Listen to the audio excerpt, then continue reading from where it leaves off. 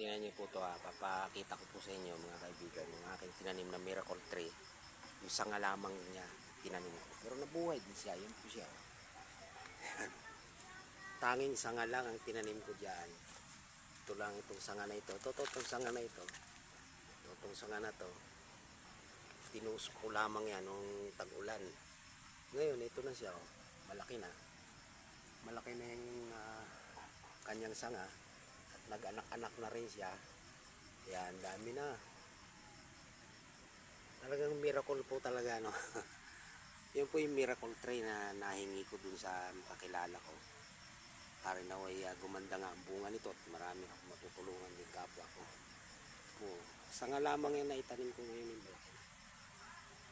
Sana sa buong taon na to biglang maging puno na talaga siya. Malaking puno na magbunga.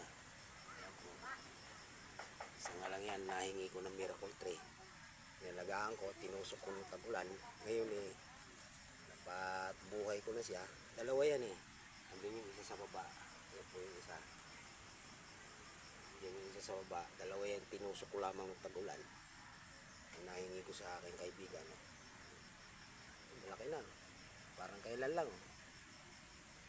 Gusto pala niyan yung medyo may tubig-tubig na konti yung nadadaanan.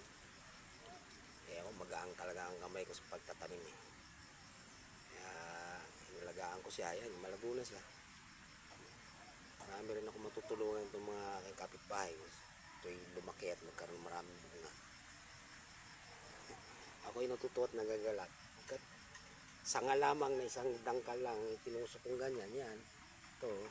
Yan. Ngayon, nabuhay na.